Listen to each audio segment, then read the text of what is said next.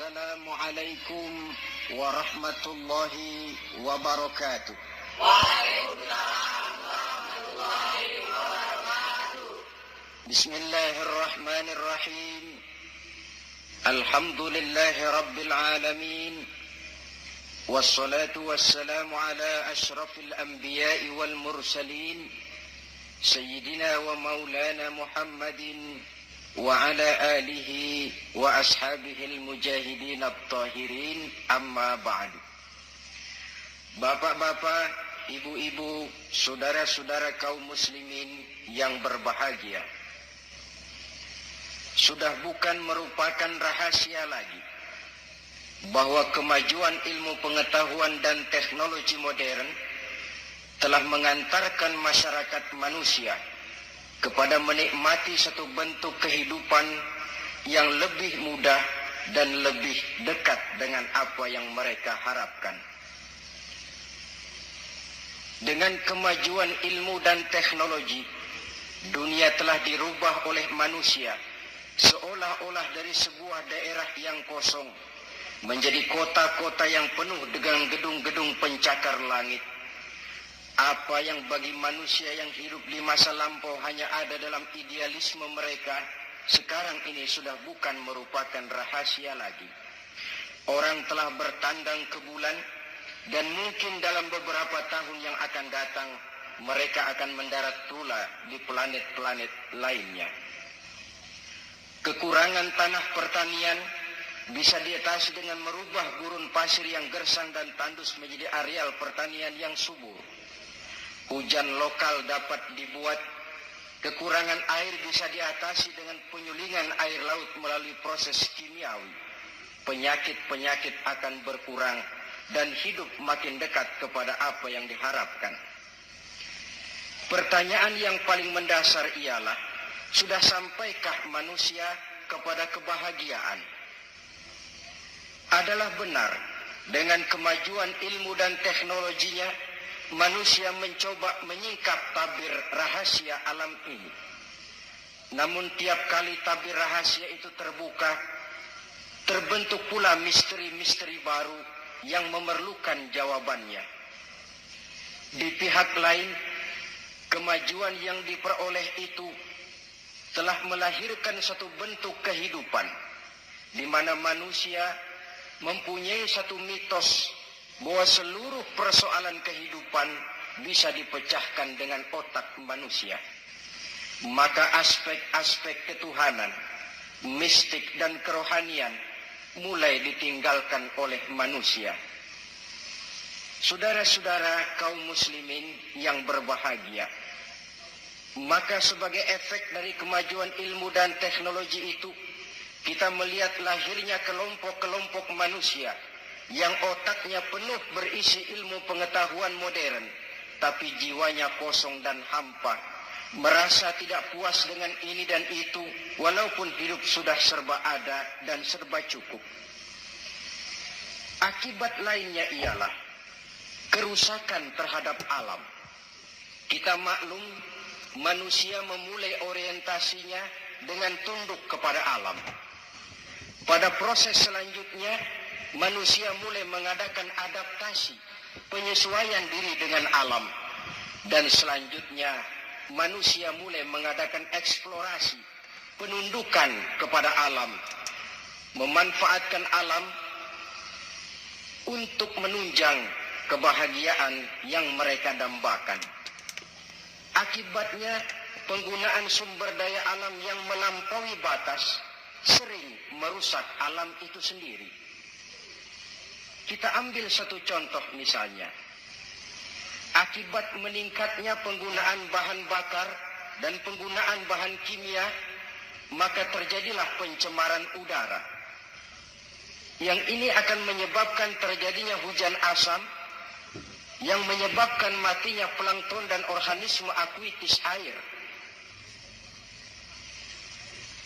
Di sisi lain kita melihat akibat percobaan nuklir misalnya, yaitu rusaknya lapisan ozon di atmosfer yang akan menghilangkan perlindungan makhluk hidup terhadap sinar ultraviolet dari matahari, yang pada gilirannya ini akan menaikkan frekuensi daripada penyakit kanker.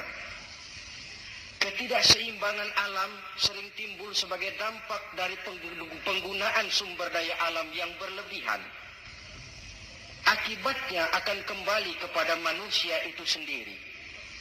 Alam memang tidak selalu ramah, memberikan begitu saja apa yang dibutuhkan oleh manusia.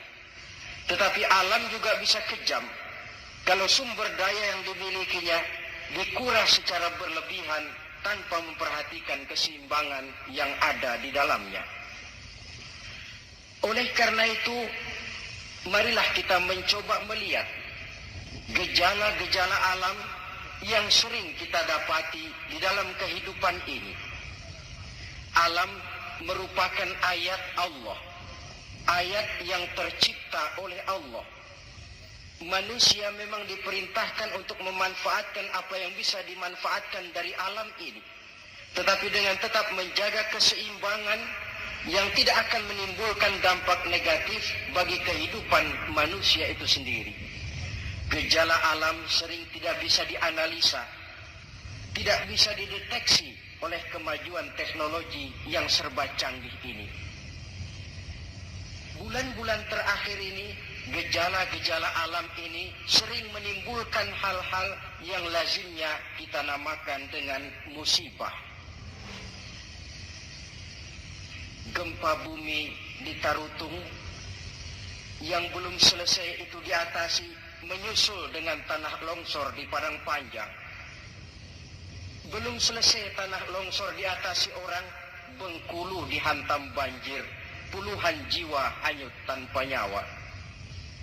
Belum lagi bencana alam ini selesai, kebakaran pun timbul di mana-mana.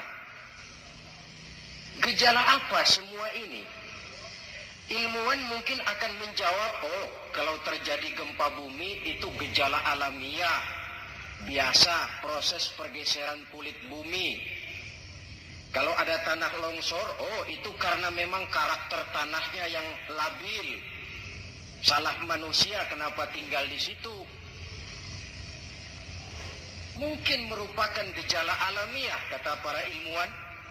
Mungkin proses pergeseran kulit bumi, kata ahli geologi. Mungkin karakter tanahnya yang memang labil, kata orang yang ahli tanah. Mungkin karena alam sudah bosan bersahabat dengan manusia, kata Ebit. Kalau tidak percaya, silahkan tanya kepada rumput yang bergoyang. Mungkin. Tetapi pada pertemuan kali ini, saya ingin mengajak kita semua untuk melihatnya dengan kacamata agama. Saya katakan tadi bahwa gejala alamiah sering tidak bisa dideteksi oleh ilmu dan teknologi modern. Berbagai macam analisa, berbagai macam kesimpulan diambil orang setelah terjadinya bencana. Sebelum terjadinya bencana tidak ada orang bicara soal itu. Sebelum Tarutung dilanda gempa tidak ada orang cerita macam-macam. Sebelum Padang Panjang dihantam longsor tidak ada analisa orang tentang karakter tanah yang labil. Setelah banjir terjadi, gempa melanda, topan bertiup, barulah analisa pun bermacam-macam. Maka pada kesempatan ini kita akan melihat gejala ini dengan kacamata agama. Menurut agama, apapun yang menimpa kita lazimnya dinamakan musibah. Musibah ialah ma asaban nasu min khairin aw syarrin. Apapun saja yang menimpa manusia, baik itu merupakan hal-hal yang positif ataupun yang negatif, itu dinamakan musibah. Sesuatu yang menimpa manusia. Tapi dalam proses penggunaannya kemudian musibah ini lebih ditujukan kepada hal-hal yang sifatnya negatif dan tidak diharapkan oleh manusia. Saudara-saudara kaum muslimin, musibah yang datang menimpa manusia itu bisa merupakan 3 kemungkinan. Kemungkinan pertama sebagai ujian. Kemungkinan yang kedua merupakan teguran. Dan kemungkinan yang ketiga bisa juga merupakan azab. Jadi kalau datang musibah menimpa kita, hal pertama yang harus kita teliti, ini ujian atau teguran atau merupakan azab.